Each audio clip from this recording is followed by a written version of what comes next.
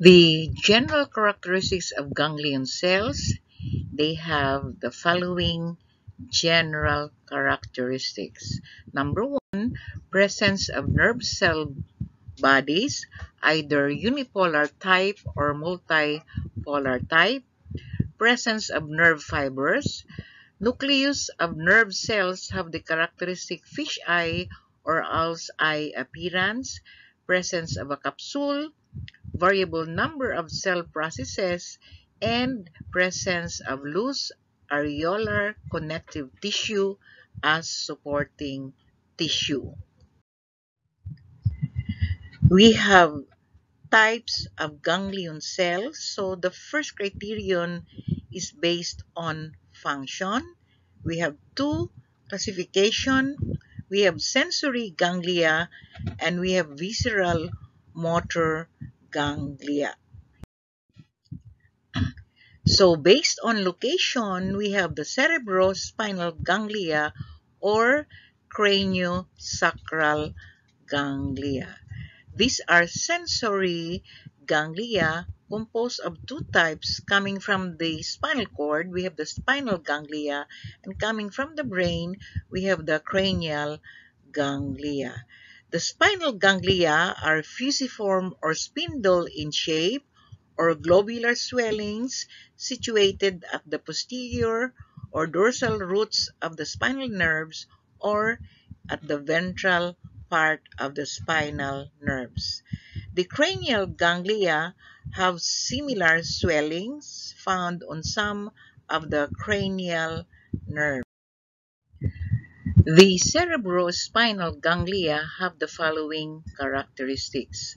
Number one, characteristic fish eye or owl's eye nucleus, presence of a distinct epithelioid capsule, presence of small-sized and uniformly distributed nasal substances or nasal bodies in the neuroplasm associated with myelinated nerve fibers and mostly unipolar or pseudo-unipolar variety of neuron or nerve cells. We have here an illustration of the cross-section of the cerebrospinal ganglion cells. I would like to focus on the presence of the distinct capsule. So each nerve cell is protected by a capsule, and usually the fibers that serves here from the unipolar or pseudo-unipolar nerve cells are myelinated nerve fibers. The autonomic ganglia or ganglion are mostly motor neurons. So there are two types. We have the sympathetic and parasympathetic nerve fibers, or we have nerve cell processes. So from the sympathetic fibers, it arises from the cells from the intermediolateral column of the spinal cord from the first thoracic to the third lumbar region, while the parasympathetic nerve fibers arise from the third, seventh, ninth, and 10th cranial nerves and from the second to the third and fourth sacral nerves. So here anatomy is very useful.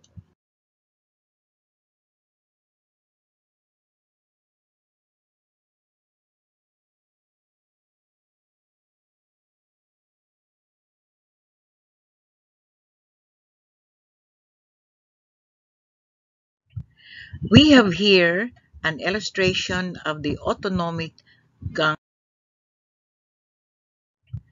We have here an illustration of the autonomic ganglion cells. So I would like to point out that the capsule here is not distinct, unlike in the cerebrospinal ganglion cells.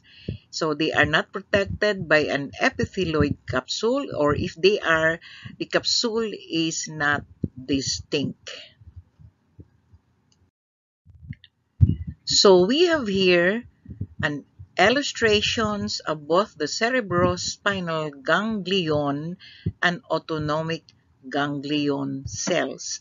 So you could differentiate which type of ganglion cells by just looking at the capsule. So very distinct in the cerebrospinal ganglion cell while less distinct in the autonomic ganglion cell.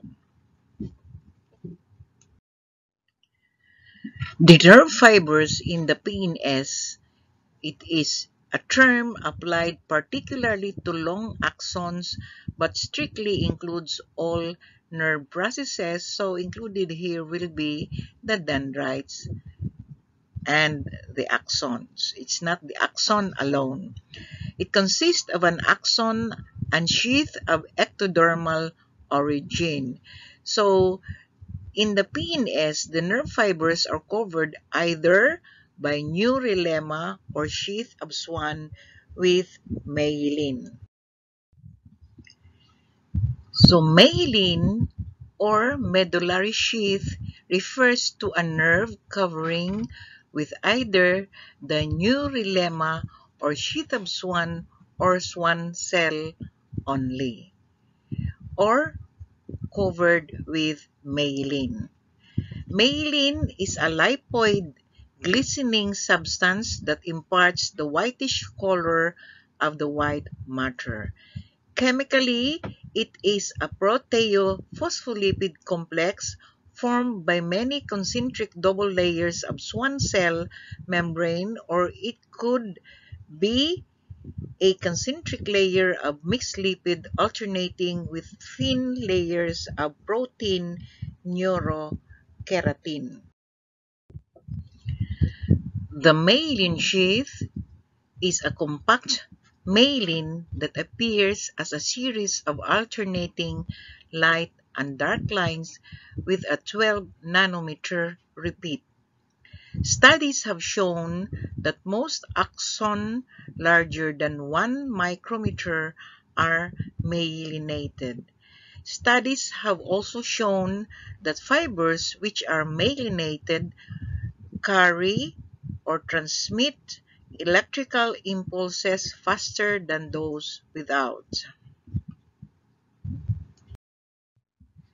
We have here an illustration how a sheath is formed around the axon. So we have two illustrations, letter A and letter B. In letter A, we have an illustration wherein the Schwann cell produces the myelin and covers the axon. The myelin is only limited around the node of Ranvier. So in this formation, we have a myelinated nerve fiber or myelinated axon. Now on the lower illustration, the letter B, we have the axon, wherein the axon is covered by individual Schwann cell. So the Schwann cell will repeatedly wrap around the axon until the last layer wherein its nucleus is pushed to one side and will protrude on the last layer. So in letter B, we have unmyelinated nerve fibers, but they have the neurilemma.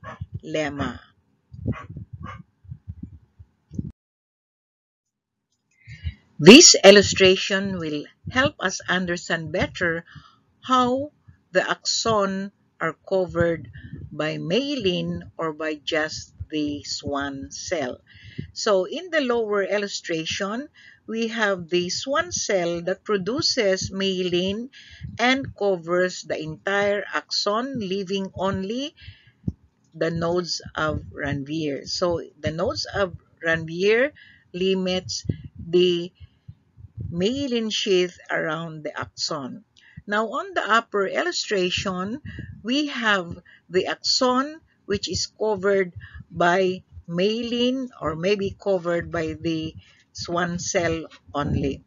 So with myelin, This one cell will produce the myelin and will cover the entire axon, or maybe it will follow the swan cell to have a repeated wrapping around the axon, giving us the appearance of a white and dark membrane. So it is the swan cell and it is the myelin sheath that forms this white and dark membrane. So those axons without the myelin or without the white appearance are the unmyelinated nerve fibers. They only have the swan cell that has repeatedly wrapped around the axon. Let's go now to the classification of nerves. So the criterion in this classification is based on the absence or presence of myelin sheath. So here we have myelinated nerve fibers, meaning nerve fibers having the myelin sheath. Now I would like to clarify that the term myelinated and medullated is synonymous. In some sources, they use the term medullated or medullary sheath. So under this subclassification, we have medullated nerve fiber with neurilemma, so meaning nerve fibers having the myelin sheath and also the neurilemma from the swan cell. The second is medullated nerve fibers without neurilemma. So only the myelin sheath is present without the neurilemma. The second classification are non-myelinated nerve fibers. So those nerve fibers without the myelin sheath, they are subclassified into two. Letter A, we have non-medullated with neurilemma, so without the myelin but with the neurilemma of swan cells. And under this, we have the Remak fibers that is credited to Robert Remak, a Polish German embryologist, physiologist, and neurologist. He is credited for describing discovering of the axon. Then letter B, we have non-medullated without neurilemma, so without the myelin sheath and without the neurilemma from the swan cell. So we refer to these fibers as naked fibers. From the classification, take note, there is no single fiber that could be considered as strictly belonging to only one type. These four nerve fibers may be encountered in the course of a single nerve fiber. So a single nerve fibers may have the four types of nerve fibers described in the previous slide. We have here in the illustration nerve fibers which are both covered. So the medullated nerve fibers is thicker. The covering is thicker. So it contains both the myelin and the neurilemma, only limited in the node of Ranvier. While in the non-medullated nerve fibers, we can see here that the axon or nerve fiber is covered only by neurilemma. So the single cell of the swan cell. We have another classification of nerve fibers based into functional systems. So that is the criterion based into functional system, nerve fibers from both the brain and spinal cord.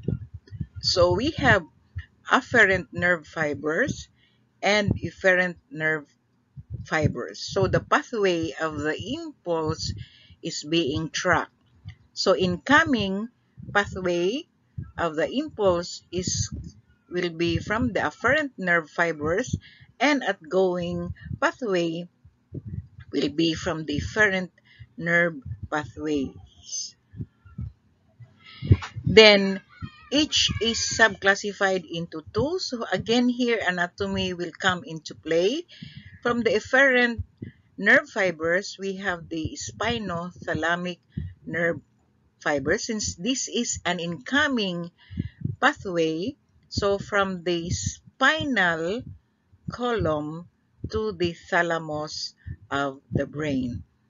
And letter B, we have spinocerebellar nerve fibers. So from the spinal column going to the cerebellum. So incoming, going into. Then we have efferent nerve fibers. So the impulse will be outgoing pathway. So we have corticobulbar nerve fibers. So from the cortex to the bulbar nerve fibers, so into the what we call the dorsal root ganglion or ventral root ganglion. So we have the bulbar nerve fibers. And for letter B, we have corticospinal nerve fibers. So from the cortex, from the cerebrum, or maybe cerebellum cortico, the cortex of both the cerebrum and the cerebellum to the spinal cord. So we have outgoing pathway, we have the efferent nerve fiber. Another way to classify the nerve fibers is based on diameter and velocity or rate of conduction. So these are the myelinated nerve fibers and classified to be type A nerve fibers, subclassified into four: type A alpha fibers, the largest and the fastest; type A beta fibers, followed by type A gamma fibers, and last, the type A delta fibers. So we have in each fiber, we have the diameter. We have the second classification. We have the type B nerve fibers, still myelinated nerve fibers. And we have the type C nerve fibers. They are the unmyelinated nerve fibers. So based on velocity, these are the slowest nerve fibers. Nerve fibers that conduct the impulse. So we have the type C nerve fibers, which is unmyelinated and the slowest fiber that conducts the impulse. For the autonomic nerve fibers, they are classified based on chemical substance liberated. So for the sympathetic nerve fibers, they are also referred to as adrenergic nerve fibers, and they liberate norepinephrine. The parasympathetic nerve fibers are also referred to as cholinergic nerve fibers, and they liberate acetylcholine. We go now to the nerve bundle. So the structure and composition of a nerve bundle: on the outside, it is covered by an outer sheath or an outer covering we call the epineurium. The epineurium is generally thick and made up of loose areolar connective tissue with blood and lymphatic vessels. Now, the epineurium acts as a shock absorber that dissipates stresses set up in the nerve when pressure is applied. We have here an illustration of a nerve bundle. So on the outside, we have the epineurium. Then from the epineurium, the nerve bundle is grouped into several divisions we call the fasciculi. So each fasciculus is covered by perineurium. And the perineurium will actually invest into the fasciculus and will cover individual nerve fibers. So the membrane now is referred to as endoneurium. Take note, three membranes: epineurium, the thickest, the outside covering; then perineurium, covering of the fasciculus and endoneurium individual nerve fibers. So these are all made up of loose areolar connective tissue. They differ only in thickness. So epineurium is thick, followed by perineurium, and a thin membrane